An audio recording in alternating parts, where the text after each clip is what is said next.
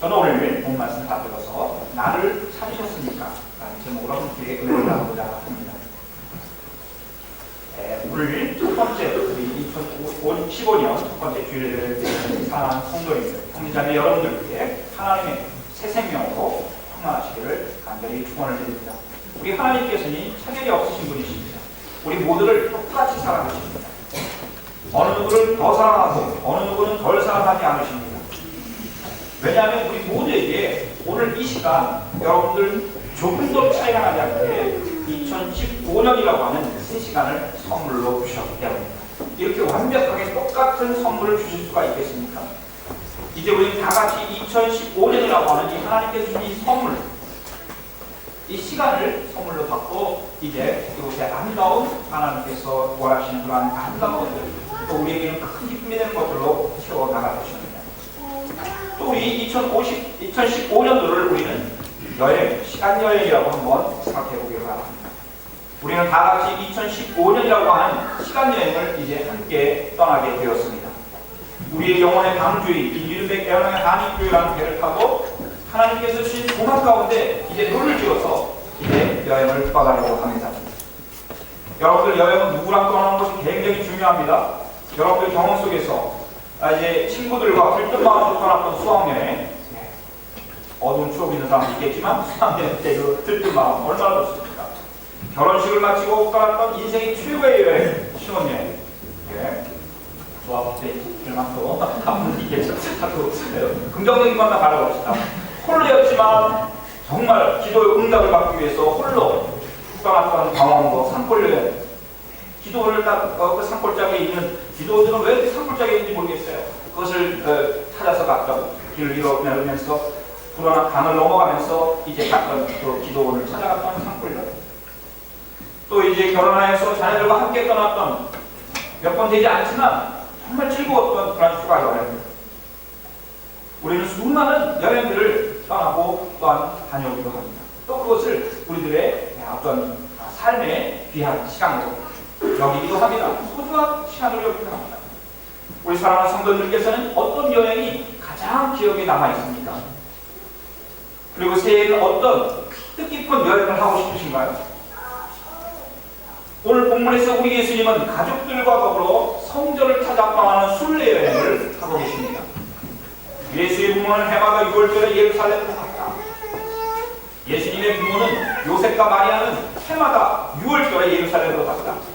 6월절은 오늘 이스라엘 백성들에게는 1월 1일과 같은 날입니다. 이스라엘 백성들의 달력은 6월절에 시작돼요. 1월 1일입니다. 출애굽을 했던 그날이 그들의 달력 시간이 시작되는 날입니다. 오늘 이 신년 예배와도 맞는 그런 본문이라고 할 수 있습니다. 이스라엘 백성들은 구약의 전통을 따라서 어른이 되면 6월절과 오순절과 장막절 이 3대 절기에는 또 성전 순례를 하도록 되어 있습니다. 그래서 시편의 많은 노래들이 성전 순례에 성전으로 올라가는 그런 노래들로 되어진 것을 보게 됩니다. 우리 예수님께서는 아기 때 성전에서 8일 만에 할례의식을 받은 후 12년 만에 이게 성령이 되는 의식을 행하기 위해서 마리아와 요셉과 함께 나사렛에서 예루살렘까지 120km 정도 떨어진 그 순례의 여행을 가게 된 것입니다. 예수가 12살이 되는 해에도 그들은 절기 관습을 따라 6월절을 지켜 예루살렘에 올라갔다. 여러분들 여행에 대한 말 중에 어떤 말이 있습니까? 여행은 친한 사람하고는 하지 말라는 말도 있습니다. 여러분들 경험하셨나요? 친한 사람하고는 하지 말라. 왜? 여행을 하던 도중에 어떤 일이 일어날지 모르기 때문에 그렇습니다. 좋은 마음을 가지고 준비해서 완벽하게 떠났지만 그래도 좋은 추억을 만들고 싶었지만 전혀 예상치 않았던 사소한 일로 마음의 상처를 받고 다투다가 결국은 함께 떠났던 여행 각자 돌아올 수 있는 것이 여행입니다. 여러분들은 꽃보다 할배라는 거 보셨죠?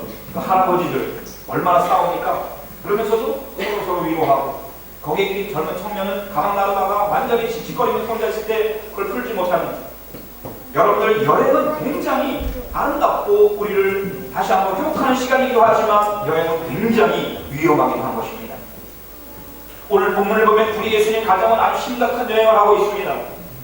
6월절 명절, 최고의 명절, 그것도 하나님의 성전을 찾아가는 순례 여행을 하면서 그리고 장남의 성인식이라고 하는 그 아들에게 있어서 가장 중요한 평가를 맞추는 것 같은 정말 너무 소중한 그러한 예식을 이제 하기 위해서 요셉과 마리아는 아들을 데리고 이 여행을 했던 것입니다.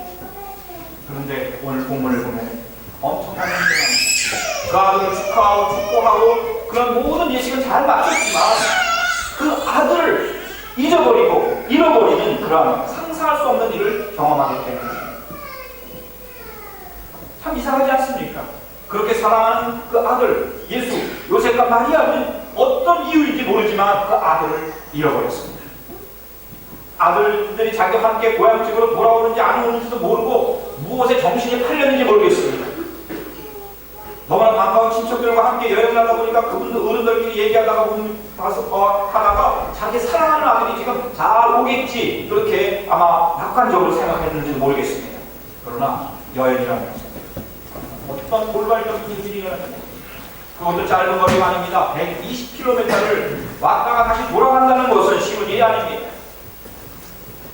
어떻게 얻은 아들인데 마을 사람에게 수모를 겪으면서 아주 어린 나이에 그것도 결혼하기 전에 어른 아들이어서 사람들이 수군되는 것도 다 이겨낸 그 아들이 이제 12해가 걸려서 자랑스럽게 이제 성인이 되는 그러한 대식을 하나님과 사람들 앞에 드렸는데 요셉과 마리아는 너무 마음이 힘겼는지 아니면 자기 여행일이 너무 즐거웠는지 그만 해서는 안 될 아들을 잃어버리고 말았습니다.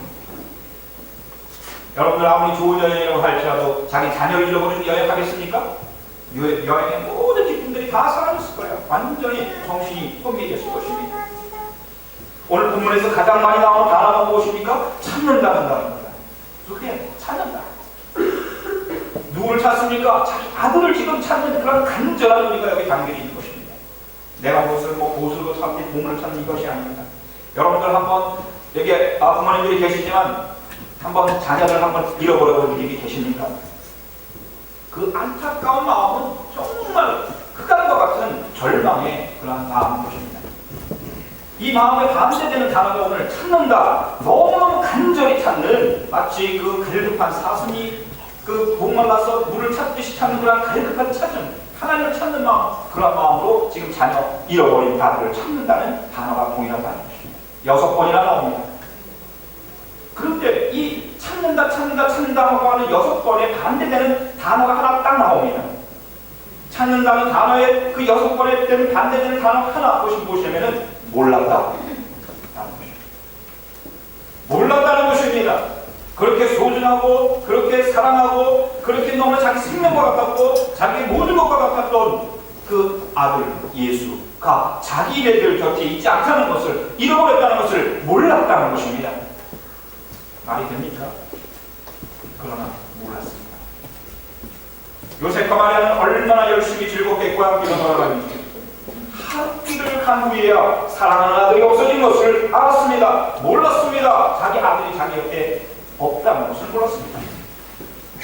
아무 얘기도 말할 수 없고 핑계할 수 없는 것입니다. 하루 길이면 많게는 40km를 갈 수가 있습니다. 남자의 거리로 하루 열심히 아침에 가고 점심 먹고 또 가면은 한 40km 갈 수 있습니다. 야콥스데이라고 한 800km를 가는 그 스페인의 그 순례길 약 800km 갈 때에 20km씩 간다고 하지 않습니까? 하루. 그래서 40일을 잡는 것입니다. 20일 정도면은 매일매일 갈 수 있는 여유 있는 길인데 이 하루 길을 갔다는 것은 적게는 많게는 40km, 적게는 20km를 훌쩍 떠나왔는데 그 사이에 자기의 아들, 사랑하는 사람이 옆에 없다는 것을 몰랐다는 것입니다. 여러분 문제 있습니까? 없습니까? 하루 동안 세끼 밥 먹었을 거 아니에요. 그런데 따로 먹었다는 거 아닙니까? 오순도순 정다운 대화도 나누고 얘 어디 있냐? 한 번 좀 불러봤을 거 아니에요. 예수야 어디 있냐? 잘 놀고 있냐? 확인을 할 거 아니에요. 한 끼 24시간이 지난 다음에도 자기 자녀가 있는 것을 몰랐다. 좀 이상하지 않습니까? 요즘 시대의 관점에서 보면 그럴 수 있죠? 예. 아버지, 어머니는 모르게 나갔다가 예수님이 사춘기라서 마치 부모님들과 함께 있기를 거부해서 그런 저희들도 한 사람이 있긴 하지만 아무튼 이 아침에 들어오는 걸 보고 깜짝 놀래가지고 이번 영상에 너 어디 나가니? 했는데 지금 들어오는 거라고 제가 얼마나 놀랐는지 모르겠어요. 여러분 사춘기라서 부모들 함께 있기를 예수님이 싫을 수도 있어요. 이해합니다. 12살 때.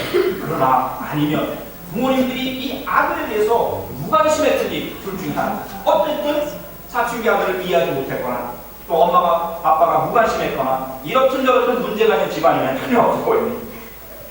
그런데 그들이 절기를 마치고 돌아올 때 소년 예수는 어디에 있었습니까? 예루살렘에 그대로 머물러 있었다. 그의 부모는 이것을 모르고 옛 가운데 있으려니 생각하고 한 길을 갔다. 그 뒤에 비로소 그들의 친척들과 친지들 가운데서 그를 찾았으나 찾지 못하여 예루살렘으로 다시 되돌아가는 40km를 다시 돌아가는 그러한 여정, 되돌아가는 다시 시작해야 하는 그러한 여정을 그들은 하게 된 것입니다. 예루살렘으로 되돌아가서 찾아다닌다. 돌아가는 길이 얼마나 마음이 아팠겠습니까? 얼마나 안타까웠겠습니까? 그것을 조사하며 다시 잃어버린 아들을 찾아서 몰랐다는 그 하나 때문에 그들은 다시 시작했던 것입니다. 요셉과 마리아는 예수님의 친척들과 함께 있겠거니 생각했다고 기록하고 있습니다. 아마도 다른 친척들과 함께 하나님의 전에 오르는 순례 여행을 했던 것 같습니다. 그 중에는 예수님과 같은 또래의 청소년들이 있었을 것이고 그들과 함께 다 이제 고향길로 올 것이라고 생각할 수 있었습니다. 그런데 생각할 수는 있지만 없었습니다. 예수님은 안 계셨던 것입니다. 친척들 가운데 없었습니다. 같은 친척들 또한 같은 나이 또래 집단에도 속하지 않고 없었습니다.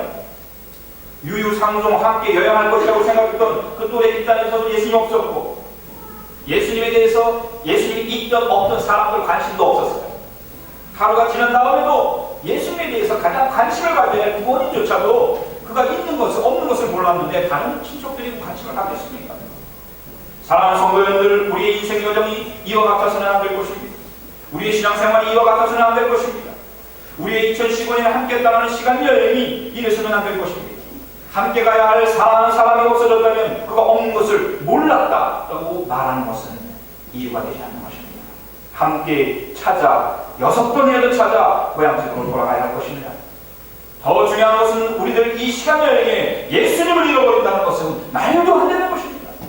오늘 10년을 시작하면서 함께 시간 여행을 떠나시는 사랑하는 성도님들, 우리 예수님과 함께 더불어 예수님을 잃지 않고 예수님의 손 붙잡고 임마누엘 하나님 우리와 함께 하시는 그 주님의 사랑과 함께 출발하시기를 간절히 축원을 드립니다. 홀로 떠나지 마시길 바랍니다. 여러분 간구하는 거 기도만 간구하지 마시기 바랍니다. 하나님을 찬양하며 축복하길 바랍니다. 송축하길 바랍니다. 찾을 때 찾아야 됩니다. 찾지 않으면 찾을 수 없습니다. 정말 사랑한다면 아무리 그 가는 그 고향길과 반대되는 길이라 할지라도 다시 되돌아가서 찾아야 하는 것입니다. 그것이 가장 빠른 길입니다. 고향 가는 길이 중요하고 아들 버리고 가는 분이 있겠습니까? 나 빨리 가서 할 일 많아. 빨리 저기 책상도 만들어야 되고 걸상도 만들어야 되고 나 목소리 할 일 많아. 요새는 그럴 수도 있었을 거예요. 그렇지만 많이는 그럴 수가 없었죠. 예수님의 부모들은 사랑하는 아들을 찾아서 다른 이행들과 이제 떠나게 됩니다. 이별하게 됩니다. 그리고는 다시 아들이 있는 그 자리로 나갔습니다. 바로 사랑하는 사람이 있는 그 자리로 가야 하는 것입니다. 예수님이 있는 그 자리로 부모들이 돌아갔을 때 그곳에서 바로 그 성전에서 그들이 시작했던 그 자리, 그들이 목적했던 그 자리, 그 성전, 하나님이 임재하신 그 성전에서 하나님의 아들 예수 그리스도를 만나게 되는 것입니다. 찾게 되는 것입니다. 여러분들 성전에서 하나님이 계시는 그곳에서 예수님을 만나는 우리가 함께 하시를 간절히 축원을 드립니다. 주의 성수해. 그래서 주의 성수해. 사흘 뒤에야 그들은 성전에서 예수를 찾아냈는데 그는 선생들 가운데 앉아서 그들의 말을 듣기도 하고 그들에게 묻기도 하고 있었다. 그의 말을 듣던 사람들은 모두 그의 슬피와 대답에 경탄하였다. 그 부모는 예수를 보고 놀라서 어머니가 예수에게 말하였다. 얘야 이게 무슨 일이야? 무슨 짓이야? 내 아버지와 내가 널 얼마나 찾느라고 애태웠는지 모른다. 요셉과 마리아는 예수님을 찾았을 때 너무나 발견하고 찾았을 때 너무나 기쁘고 반가웠지만 화가 나기도 했던 거예요. 야 이게 무슨 짓이야? 이것은 굉장히 반가우면서도 원망의 당부지 것입니다. 이제 12살이면 다 컸는데 말도 안 하고 자기 멋대로 엄마 아빠에게 아무 얘기 안 하고 여기 있으면 어떡해? 집에 가는 건 몰랐어? 하면서 막 잔소리를 하시고 구박을 했을 것입니다. 그런데 여러분 한번 사진 보이나요? 저 그림의 작가를 제가 찾지는 못했는데 저기 보면 우리 예수님 가운데서 무엇인가 말씀하고 계십니다. 성전에서 무슨 말씀하시겠어요? 드라마 얘기를 하시겠습니까? 주신 얘기를 하겠습니까? 구약의 말씀을 가지고 구약에서 하였던 그 예언의 말씀이 바로 나에 대한 말씀이다. 그 말씀이 이루어졌다고 하는, 천국이 가까웠다고 하는, 천국이 이미 임했다고 하는 그 말씀을 아마 말씀하고 있었을 것이야. 12살 소년이 처음으로 하나님의 집에서 이제 성인으로 하나님의 집의 아들로 인정받는 그 자리에서 주변에 앉은 분들 보시길 바랍니다. 다 아주 대단한 사람들입니다. 수영도 길었습니다. 제사장, 서기관, 율법학자, 최고의 사람들, 바리새인들, 사두개인들 다 모여서 예수님 주변에 앉아서 당대의 최고의 종교가들이요 신앙이 많다고 하는 그런 사람들이 다 예수님 주변에 앉아서 듣고 있습니다. 속으로 다 놀래요. 아니 12살밖에 안 된 저 어린 소년이 오늘 처음으로 17년 만에 성인시가 나온 저 아이가 어디서 배웠길래, 예루살렘 어느 최고의 가말리엘 문화에서 배웠는가? 어느 율법학자 집에서 배웠는가? 어느 대사장님께서 배웠는가? 저의 스승이 누구인가? 아마 물어봤을 거예요. 저를 가르칠 랍비가 누구인가? 그러나 아무도 없었습니다. 바로 이분이 그들이 가르치고 그들이 연구했던 그 말씀이셨기 때문에 그런 것입니다. 그들이 찾고 살아가려고 했던 그 진리가 바로 이분이었던 거예요. 그분이 지금 말하고 있는 거예요. 그분이 얼마나 이 사람들이 슬비와 그의 대답에 놀랐겠습니까? 질문을 하면 할수록 이 사람들 손에 아무것도 안 들지만 이 사람들 머리에는 이미 모세 5경의 말씀들이 다 암송되어 있는 사람들입니다. 디스쿠션 하고 있는 거예요. 지금 예수님 다 불러오시고 그 말씀이 바로 나에 대해서 예언하고 있다는 것을 간접적으로 지금 계속 말씀하실 것입니다. 또 질문이 났을 것입니다. 내가 이것을 암송하고 있으니 이해되지 않다고 또 예수님이 반대가 되었죠. 오히려 예수님이 여기 있는 사람들에게, 율법학자들에게 물어야 됐을 텐데 그들이 예수님께 묻기도 하였다. 그런데 여러분들 거기 저 어디 갔습니까? 저 구석에 있는 저분들 누구시죠?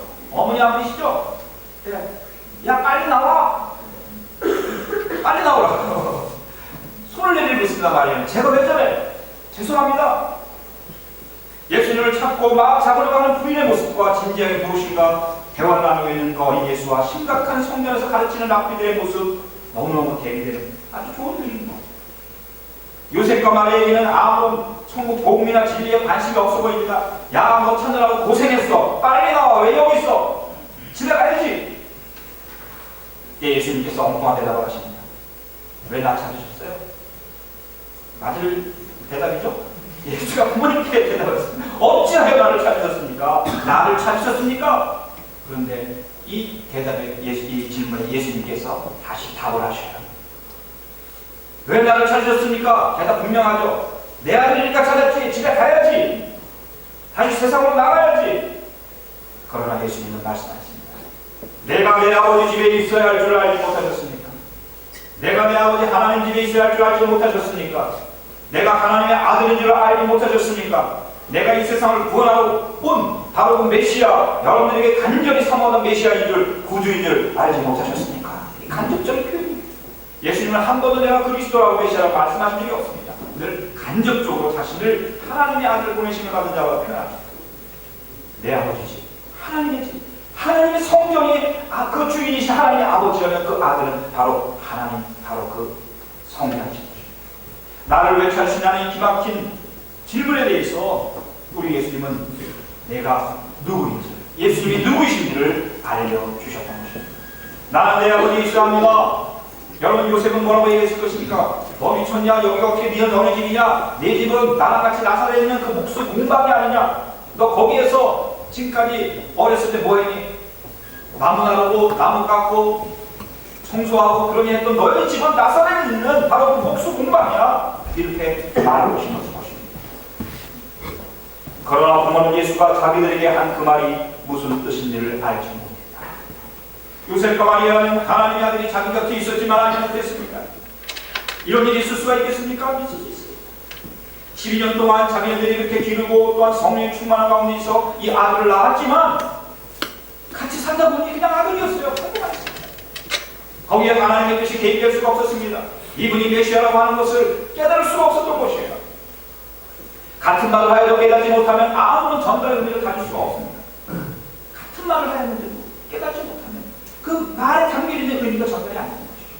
하나님의 아들이 아무리 자기 곁에 있을지라도 이 아이는 그냥 나의 하나의 아들, 육신의 아들에 불과한 목수의 아들로서에도 커서 목수가 되어야 한다. 얘도 찜먹만이 돼야 한다고 하는 그 시각에 갇혀 있으면 그 예수는 그냥 묵소 그렇게 30년을 가는. 오늘 이 시간 우리가 찾는 예수님 정말 하나님의 아들 맞으십니까? 우리를 죄악에서 구원해 주시는 게 참 소망되시는 구세주 예수님 맞으십니까? 만약 아멘이라고 고백할 수 있는 사람은 너무너무 복된 사람인 것입니다. 그 사람은 이미 세상적인 가치 기준에서 실패와 성공을 담는 그 가치 기준에서 완전히 떠난 것입니다. 가난과 부로 남은 이 세상의 모든 가치 기준을 떠난 것입니다. 창조주 하나님, 그분이 나의 주님이십니다. 나를 위해서 그분이 얼마나 사랑하시고 지금도 나를 섬기시는지 모릅니다. 내가 그분과 함께 산다면 그 사람이 놀라운 영혼을 소유한 사람이라는 것입니다. 오늘 2015년 시간 여행을 이 시간의 주인 되시는 그분과 정말 함께 떠나시고 함께 하시는 가장 아름다운 여행을 하시는 성도님들 되시기 간절히 축원을 드립니다. 제가 청년 때 굉장히 좋아했던 시인 중에 한 사람이 카톨릭 시인인데 구상이라는 이름이 구상이에요. 이상이라는 시인하고도 굉장히 친했던 분인데 이 구상이라는 시인이 쓴 새해라는 시가 있습니다. 이분은 신부님은 되지 않았는데 아주 뭐랄까요 지적인 그런 시를 굉장히 많이 썼습니다. 그래서 좀 재미는 없는데 읽고 또 묵상하면은 굉장히 은혜가 되는 그런 시를 많이 썼습니다. 오늘 그분이 쓴 새해라는 시를 한번 봉독해 드리겠습니다. 여기 한글로 올렸나요? 내가 새로워지지 않으면 새해를 새해로 맞을 수 없다. 내가 새로워져서 인사를 하면 이웃도 새로워진 얼굴을 하고 새로운 내가 되어 거리를 가면 거리도 새로운 모습을 한다. 지난날의 쓰라림과 괴로움은 오늘의 괴로움과 쓰라림이 아니라 내일도 기쁨과 슬픔이 수놓겠지만 그것은 생활의 율조일 뿐이다. 흰눈같이 맑아진 내 의식은 이성의 햇발을 받아 번쩍이고 내 심호흡한 가슴엔 사랑이 뜨거운 세피로 용솟은 친다. 꿈은 나의 충직과 일치하여 나의 줄기찬 노동은 고독을 쫓고 하늘을 우러러 소박한 믿음을 가져 기도는 나의 일과의 처음과 끝이다. 이제 새로운 내가 서슴없이 맞는 새해, 나의 생애 최고의 성실로서 꽃피울 새해야. 이 시 속에서 자기가 먼저 새로워져야 된다고 고백하고 내가 새로워질 때에 지나간 괴로움과 쓰라림도 사라진다고 말합니다. 그것도 하나의 운율이라고. 여러분들 하나의 목조가 높아지기도 하고 낮아지기도 되는 거죠. 우리 성악가들 힘들게 하는 건 뭡니까? 그 위에 올라가는 거. 오늘 우리 찬양이 계속 올라갔을 때 그거를 한 5분 동안 올려보라고 한번 해보세요. 그럼 우리 줄이려고 할 것입니다.